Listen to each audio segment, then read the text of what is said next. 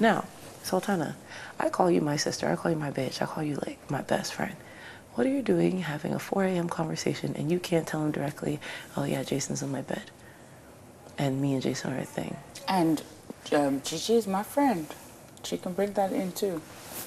And I'm just like... Because y'all in Abuja, like I'm seeing a good friendship. Yeah. So she shouldn't fuck it up because of somebody that does not know what he wants. If she can help him by putting her foot down and telling him what it is. I mean, we walked upstairs to see them really tongue-tying and everything, her and Jason. But today, are they even talking? They've not been talking much. So they basically talk at night more. And like this one that we just separated into groups. And I'm just like... And like, for me, like, even KK, because KK is like, I don't know what the fuck is... KK was like, you really need to be careful of her because it's just weird. Why are you explaining backstory? And then you can't just come out and be like, oh yeah, he's in my bed and we're a thing. We all saw you guys make out. And I was like,